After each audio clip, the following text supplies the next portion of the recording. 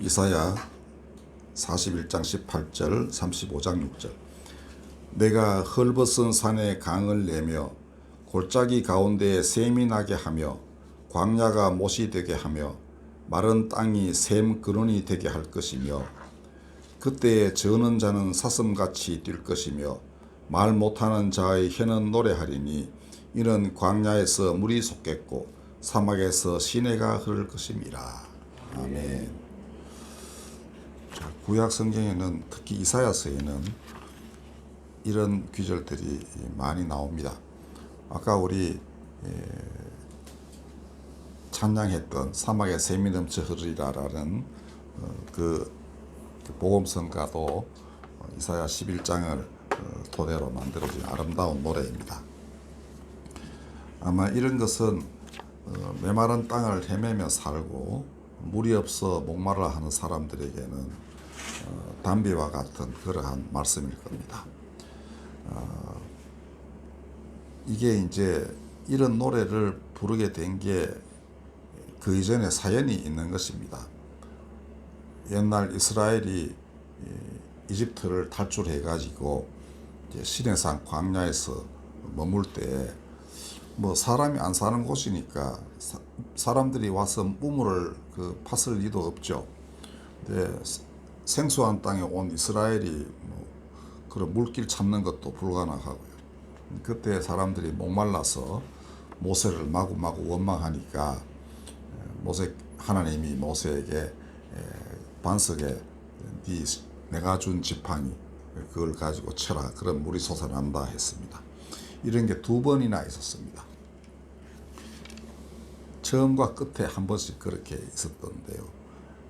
맨 마지막 때에는 이제 40년간 자꾸 그렇게 괴롭히니까 이제 화가 나서 2번 치는 바람에 이제 모세가 가나안 땅에 못 들어가게 되었다, 이렇게 기록은 되어 있습니다. 그러나 나는 그렇게 생각하지 않습니다. 결국 그는 끝까지 자기 괴롭힌 이스라엘, 자기가 데리고 나왔고, 그러니까 얼마나 사랑이 많았겠습니까? 그럼에도 불구하고 또 계속 이제 투덜대는 이집트의 고기 가마와 과일, 수박 이런 거 이제 자꾸 생각하는 왜 보면 좀 초라한 사람들이죠. 그들과 끝까지 같이 하겠다는 모세의 믿음이 그렇게 했다고 생각합니다. 아마 모세를 장사 지낸 그 다음 세대도 그렇게 생각했을 거예요. 위대한 사도 스승이 자기들하고 같이 가면 자기들 아버지는 그냥 여기 광야에 흙이 돼 있고, 자기 위대한 스승 그들을 인도해낸 자기 아버지 어머니를 인도해낸 선생가 우리하고 같이 간다 이죠. 그러면 우리 아버지 어머니들 도저히 어디 갔을까, 이런 생각을 좀 하지 않았겠습니까? 근데 그렇게 탈출할 때 어마어마한 그 능력을, 하나님이 주시는 능력을 보고 기뻐했던 사람들이 그 다음에는 이제 자꾸 투덜거리고 그랬죠. 그 다음에 그러면서도 이제 고기 먹고 싶다 하니까 메추라기도 주시고, 그렇게 해서 메추라기 요리와 만나를 가지고 그래도 자기들을 먹이던 그 꾀죄죄한 어머니 아버지가 자기를 이끌어서 지금 가나안 땅에 들어갈 만반의 준비를 다 갖추게 해주신 위대한 스승과 함께 묻혀 있는 겁니다. 어느 게 더 감동적이겠습니까? 훨씬 지도자다운 지도자는 광야에 묻힌 모세입니다. 후대 사람들이 모세가 자부했기를 못 들어가겠지, 이렇게 잘못 생각했는 게 성경에 기록이 됐다고 저는 생각해요. 여러분들, 어제 제가 한산이라는 영화 보고 왔는데 충고 이수시 장군이 마지막에 돌아가셨기에 우리는 위대한 성스러운 정말 영웅으로 성웅이라고 그러지, 살아가지고 또 다른 사람들과 부대끼다가 한번 일이 벌어지면 그만큼 우리 마음속에 남아 있었겠나 생각이 됩니다. 그러니까 죽음이라는 것은 때때로 어느 그 다음 방에 넘어가지 않고 죽음을 맞이하는 것이 하나님이 주신 은혜일 수 있다는 거 여러분들 잘 아십시오. 여하튼 모세는 그렇게 됐고요.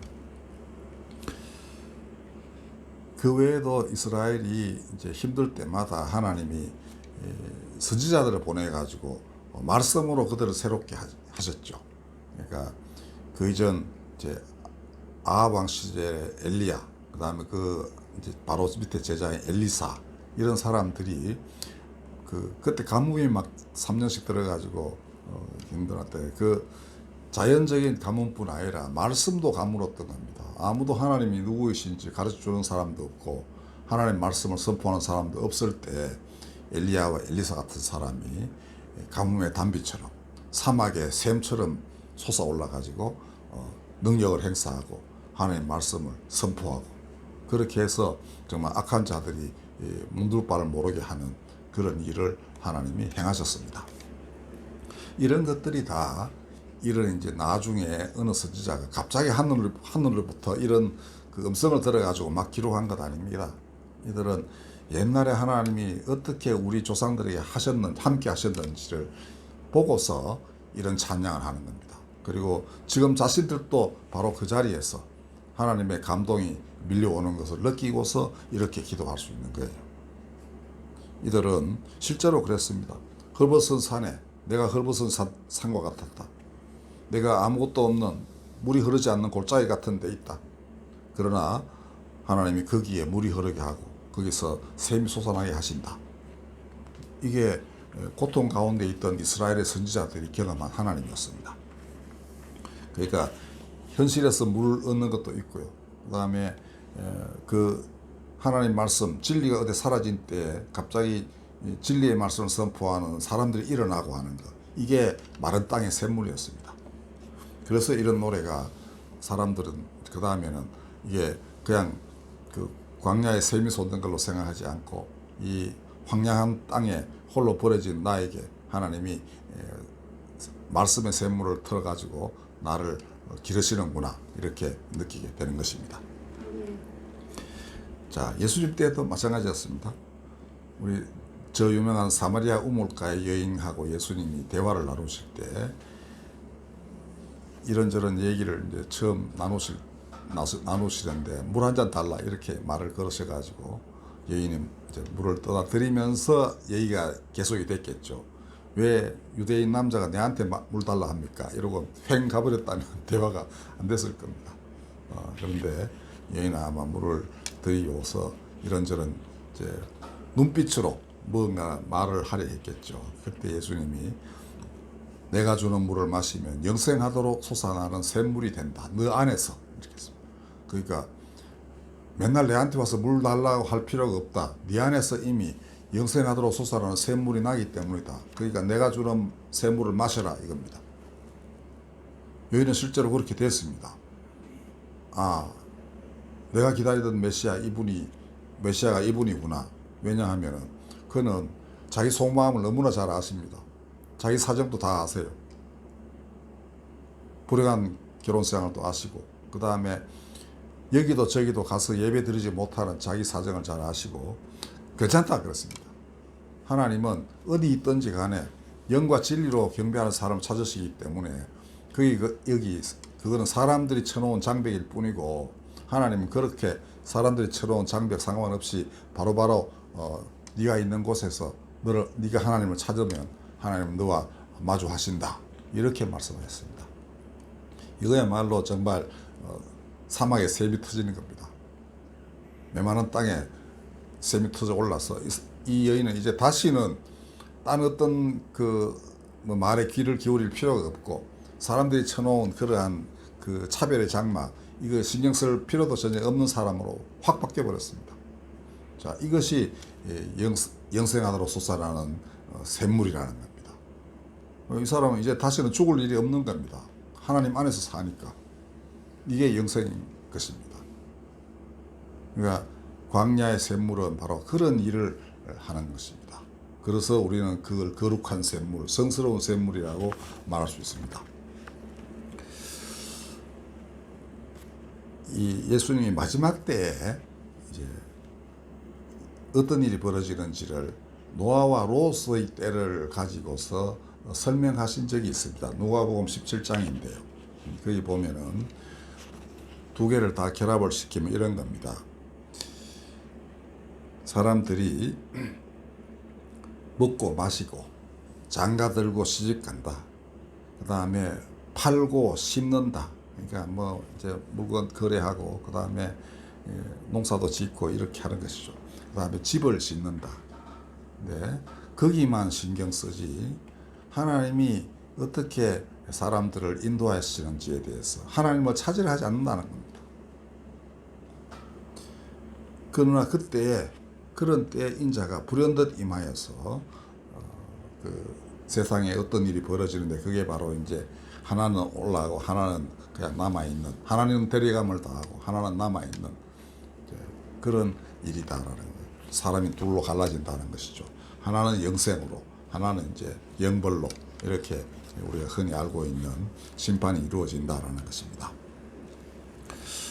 아마 이제 정신 차려라 이런 뜻으로 말씀하신 걸로 보입니다. 그러니까 깨어 있으라라고 했습니다. 인자가 언제 올지 모르니까 너희는 깨어 있으라, 깨어서 기도하라 이렇게 했습니다. 왜냐하면 그것이 그가 오셔서 가르치시는 것이 바로 사람 사는 길이기 때문입니다. 너희 그렇게 그냥 살다가는 그냥 삶의 의미가 뭔지도 모르고 속에는 영원히 살고자 하는 마음이 있지만 그건 절대 이루어질 수 없는 그러한 희망일 뿐이고 그냥 썩 없어질 존재로 그냥 끝난다는 거죠. 그렇게 살지 말라. 근데 뭐 이게 꼭 인간에게 필요한 것이긴 하지만 절대 이게 다가 아니다. 사실은 그렇지 않습니까? 먹고 마시고 장가가고 시집가고 집 짓고 뭐 신고 하는 건 짐승도 하는 일 아닙니까? 그죠? 보니까 다람쥐도 이렇게 가가지고 도토리 모아가지고 그 다음에 뭐 이렇게 먹으려고 이렇게 저장도 하고 그러는 거 아닙니까?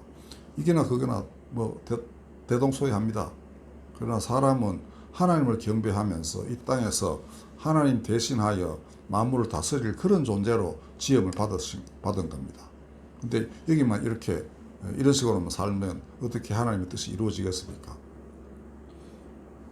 사람을 두고 하나님이 뜻하신 바가 이루어지지 않는 존재로 모든 인간이 다 변해버렸다. 이러면 그 인간이 남을 존재할 필요가 없죠. 그래서 노아의 때와 같은 심판이 있는 것입니다. 그래서 이때는 정신 차리고 깨어 있으라. 그래서 사람의 본분을 다해야 된다.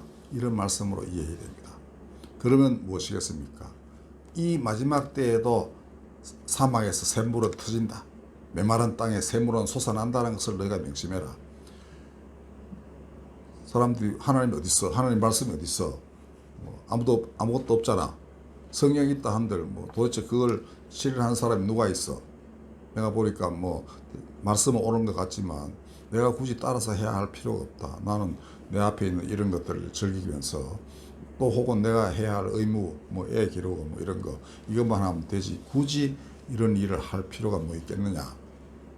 그렇게 성경 말씀이 이제 사람들로부터 멸시를 받는 날이 올 수 있는 것이에요.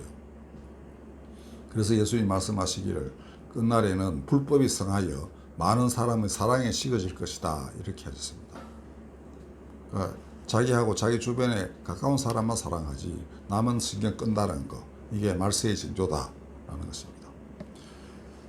자, 그러나 그때에도 하나님은 말씀을 주시는 겁니다. 그리고 그 메마른 땅에 샘물을 터뜨려서 사람들을 목마름에서부터 해방을 시키실 것이라고 믿어야 됩니다. 인자의 재림이라는 것은 바로 그런 것으로 여러분들 믿으셔야 돼요. 만약에 생명수 샘물이 터져 나오더라도 마시려는 사람이 있어야 되겠죠. 그리고 마시려는 사람이 없으면 우물가에는 잡초가 우거지고 샘물은 결국 말라버리고 맙니다. 계속 퍼내면서 누군가 마시고 해야 되지. 안 그러면 이제 그것도 서서히 우물로서의 역할을 감당하지 못하게 되겠죠. 네. 그러나 이런 일은 일어나지 않을 것입니다. 지금 뭐 여러분들이 잘 아시다시피 온 세상이 지금 뒤죽박죽이 되어가고 있는 상황입니다. 네. 이게 자업자득일 수도 있고 하나님이 이렇게 형편없이 살아가는 인간을 끌어가시는 방법이 이렇게 대재앙이 오거나 혹은 싸움이 끊이지 않거나 하는 쪽으로 되는 거예요. 그러나 이런 일이 끊임없이 일어나게 되면 결국은 사람들이 하나님을 찾을 것이다. 저는 그렇게 하나님의 섭리를 믿습니다. 인간이라는 게 그렇게 대단한 거 아니거든요. 어느 날 모든 것이 다 꺾이고 나면은 하나님 외에는 내가 살 길이 없구나. 그렇게 되리라고 저는 생각합니다. 그러니까 이 세상에 온갖 악이 횡행하고 또 정말 하나님 안 계신 것처럼 사람들이 그렇게 살아가지만 마지막에는 돌아오게 된다. 그리고 그것을 위하여 말씀을 예비하는 그러니까 샘물로 예비된 사람들이 참 많을 것이다. 저는 믿습니다. 저는 여러분들이 바로 우리 자신이 그러한 작은 샘물로서 부름을 받았다고 굳게 믿습니다. 그러니까 매일 기도하면서 이 세상이 바뀌어지기를 바라고 예수 오셔서 정말 사람들을 새롭게 해주시길 바라는 그 기도가 끊어지지 않도록 그렇게 해 주십시오. 기도하겠습니다. 그 속에서 영생하도록 솟아나는 샘물을 되게 하시는 우리 주님의 거룩한 샘물, 또한 우리가 그걸 마시면서 마지막 때의 증인으로 저희가 준비되게 하여 주시옵소서. 세상은 어려우나 어려운 가운데서 오히려 빛나는 기도를 바치는 별과 같은 사람들이 많이 있을 것을 저희가 믿나이다. 전지전능하신 하나님께서 예비하신 그 많은 사람들, 이제는 서로를 알아보고 합력하여 선을 이루며 눈에 보이지 않더라도 같이 기도하는 그러한 보이지 않는 당신의 나라가 이룩되게 하여 주시옵소서. 그것을 토대로 이 땅에 정말 하나님 나라가 임하도록 하나님 역사하여 주시옵소서. 예수님의 이름으로 기도하였습니다. 아멘. 찬송가는